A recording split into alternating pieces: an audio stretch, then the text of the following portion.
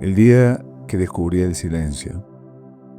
La cosa me ocurrió ya hace muchos años, entre la tercera y la cuarta sesión del concilio.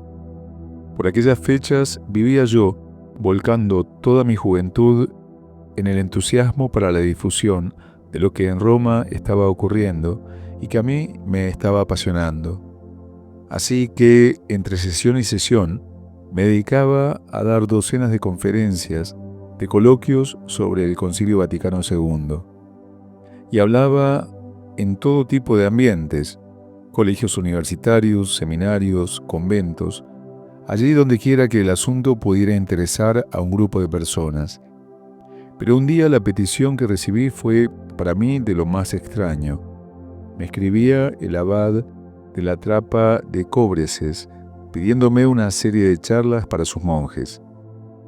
Por aquella época, yo conocía sobre la Trapa los 4 tópicos que en el mundo suelen tenerse, que no hablan sino con gestos, y hasta me creía la tontería esa de que cuando un trapense se cruza con otro le dice «morir habemos» y el otro le responde «ya lo sabemos». Con todo este bagaje, yo me preguntaba a mí mismo qué es lo que podría interesarle del concilio a quienes vivían en tanta soledad. Pero el abad me tranquilizó explicándome que un monje es un hombre como los demás y un cristiano como los demás, y por lo demás le interesa todo lo que a los demás hombres y cristianos interesa. Pero aún quedaba para mí otra duda mayor. ¿En qué tono debería hablarles? A mí siempre me había gustado hablar de las cosas de Dios en el mismo tono con el que hablo de las cosas de la vida, a la buena de Dios. ¿Se me escandalizarían los monjes si yo hacía esto con ellos? Pero como resultaba que yo no sabía hablar con otro estilo, decidí encomendarme a Dios y que saliera el sol por donde quisiera. Y allí me tenían ustedes dando mi primera conferencia a las 6 de la mañana. Y es que la víspera me había explicado el abad que como ellos se levantaban a las 2 para la misa y los oficios, y a las 6 ya habían desayunado y hecho no sé cuántas cosas más, si a mí no me molestaba, me habían puesto mi charla a las 6, antes de que los monjes se fueran a trabajar. Así que, a esas horas, más dormido que despierto, estaba yo hablando a los monjes en la solemnidad de una imponente sala capitular. Y para que la cosa me fuera más desconcertante, me colocaron junto al abad, mientras los 60 o 70 monjes se alineaban en 4 filas extendidas verticalmente a lo largo de la sala, de modo que los monjes se miraban unos a otros, pero yo no veía sus rostros. Solo veía sus capuchas enhiestas y unas grandes mangas de hábitos tras los que yo suponía que estaban sus cabezas y brazos, aunque muy bien hubieran podido ser 4 filas de maniquíes con hábitos y sin bicho dentro. Y como yo no sé hablar a nadie que no me mire a los ojos, al menos no lo sabía entonces, ahora ya me han enseñado a través de la televisión, pues tuve que usar la treta de que en estos casos se usa, contar un chiste muy largo y con mucho suspenso, con lo que vi cómo progresivamente iban levantando las capuchas y girando hacia mí, hasta que aparecieron sus rostros, y así eran humanos, se reían y emocionaban como todo el mundo.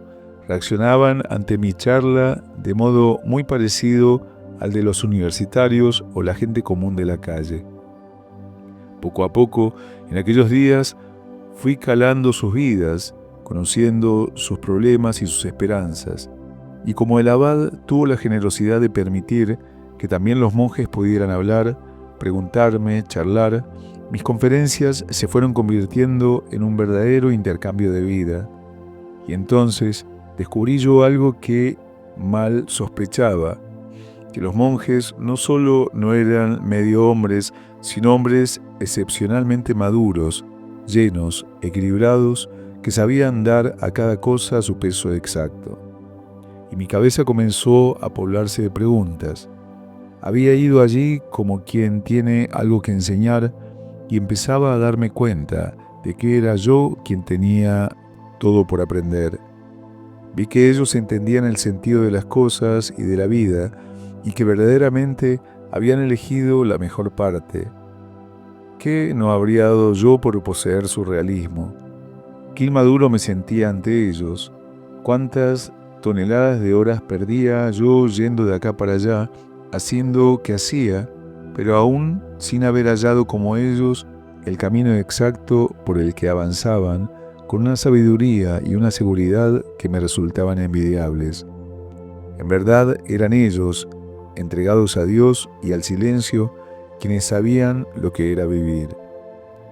Pero el quinto día de mi estancia ocurrió algo muy especial. Se me acercó el maestro de novicios y después de darle 1000 vueltas y como con temor a ofenderme, me dijo que mis charlas y más aún mi persona estaba creando un problema espiritual a los novicios.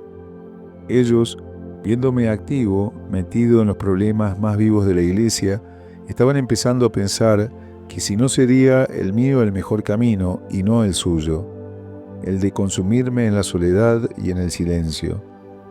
Yo me reí y expliqué al maestro que mi tentación era exactamente la contraria, que era yo quien tenía envidia de la fecundidad de ellos, que viéndoles yo había descubierto qué vanos eran muchos de nuestros trabajos en el mundo. Me preguntó el maestro si me atrevería a explicar esto a sus novicios, y así lo hice. Todos juntos descubrimos que el mejor camino es siempre aquel que Dios le marca a cada uno, pero que en todo caso el silencio, la oración en soledad, es uno de los mejores, tal vez objetivamente el mejor. Infinitamente superior en todo caso a esta noria de ruidos que es el mundo.